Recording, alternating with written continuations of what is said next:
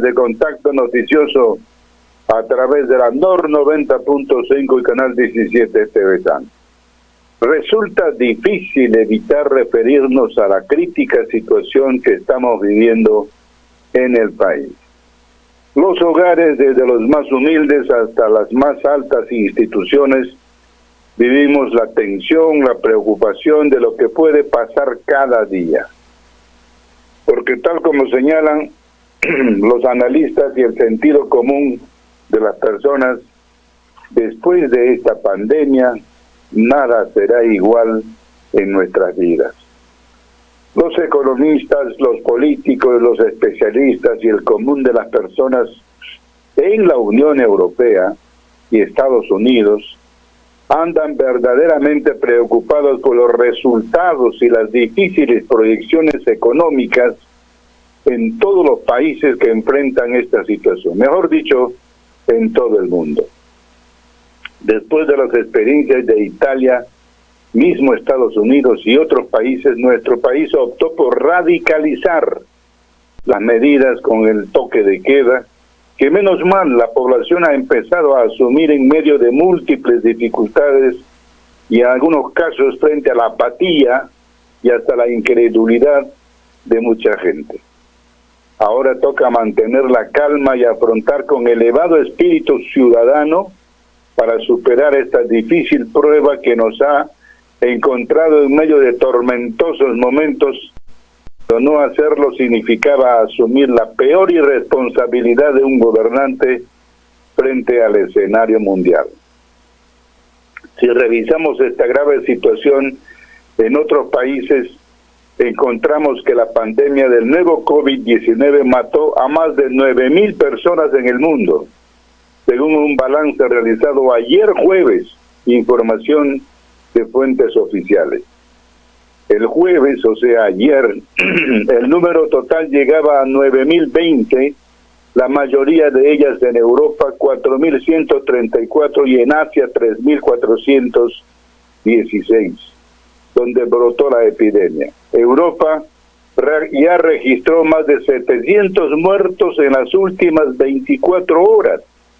700 muertos en las últimas 24 horas, y ya tiene más de 90,000 personas infectadas. Es el continente donde la pandemia progresa más rápidamente. Curiosamente, ayer, en una suerte de esperanza, la ciudad china de Wuhan no reportó contagios locales, mientras que en una sombría advertencia para el mundo, Italia parecía encaminada a superar la cifra de muertos de China relacionada con el virus. Mientras tanto, los dos grandes referentes en el mundo reflejaban cómo ha pasado el epicentro del brote hacia Europa y Estados Unidos. También mostraron que la curva de contagios puede variar en distintos países, ya que Italia, con 60 millones de habitantes, se preparaba para una cifra de mayor cantidad de muertos que la de China, un país con 1.400 millones de personas. Italia registró el reciente miércoles, 2.978 muertes, con 475 nuevos fallecimientos.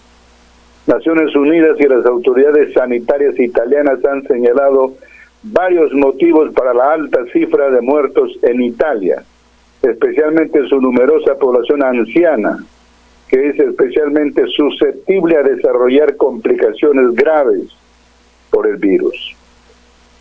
El presidente de Estados Unidos, Donald Trump, había comparado la lucha contra el brote con una guerra y reclamado potencias de emergencia para dirigir a la industria en la lucha contra la pandemia.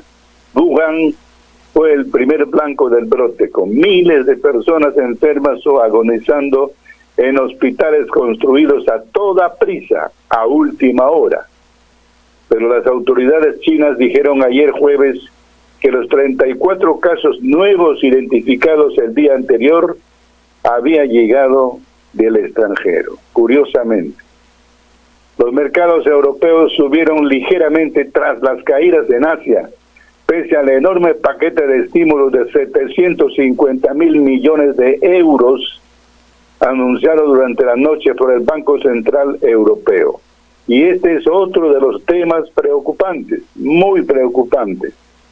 Naciones Unidas advirtió de que la crisis podría suponer la destrucción de casi 25 millones de empleos en todo el mundo. Fíjense, 25 millones de empleos en todo el mundo. En todo el mundo van cerrando cada vez más fronteras, haciendo que algunos se preguntaran cómo podrían volver a casa.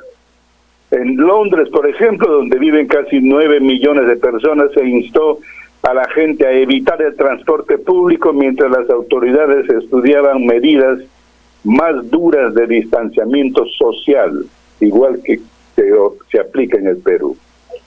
Londres es la zona más afectada del país, con aproximadamente un tercio de sus 2.644 casos. El gobernador de Baviera, región de Alemania, dijo que podría hacer falta un toque de queda en el estado sureño alemán si la gente no empezaba a seguir mejor las recomendaciones sobre restringir sus contactos sociales. En la vecina Austria, la provincia occidental del Tirol puso a 279 municipios bajo cuarentena ante la aparición de un gran número de casos de COVID-19, la enfermedad que provoca el virus. Estados Unidos y Canadá cerraron sus fronteras a todos los desplazamientos de rescate de $1 billón para reforzar la economía y agilizar ayuda a los estadounidenses en cuestión de semanas. Fíjense, la Casa Blanca presionó al Congreso para que aprobara con rapidez un paquete de rescate de $1 billón para reforzar la economía y agilizar ayuda a los estadounidenses en cuestión de semanas, no de meses, de semanas. Trump se describió a sí mismo un presidente en tiempos de guerra. Estados Unidos ha identificado más de 9.400 casos de COVID-19 y al menos 138 muertos, en torno a la mitad en el estado de Washington, donde murieron docenas de internos de una residencia en las afueras de Seattle. Los científicos creen que el número de infectados en Estados Unidos es mucho mayor al oficial, porque muchos casos leves podrían no haber sido identificados y por las demoras en ampliar las pruebas.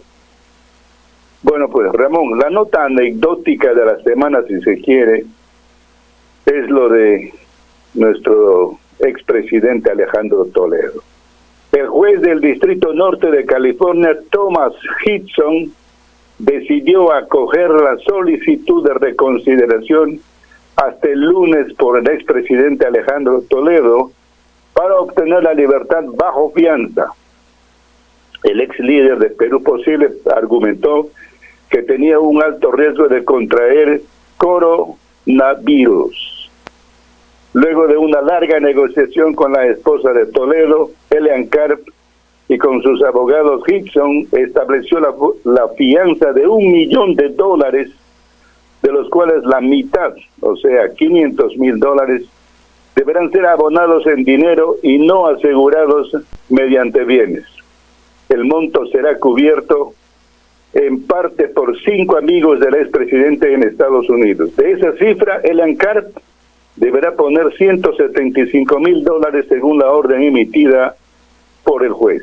La liberación se hará efectiva, dijo Hickson, solo después de que se junten los $500,000 que deben ponerse en efectivo para la fianza. Además, Elian Karp deberá entregar los pasaportes de ambos para reducir aún más el riesgo de fuga. La Fiscalía Federal de Estados Unidos apelará la decisión del juez. Ok, Ramón, hasta la próxima semana. Chao. Hasta la próxima semana, Rubén, que tengas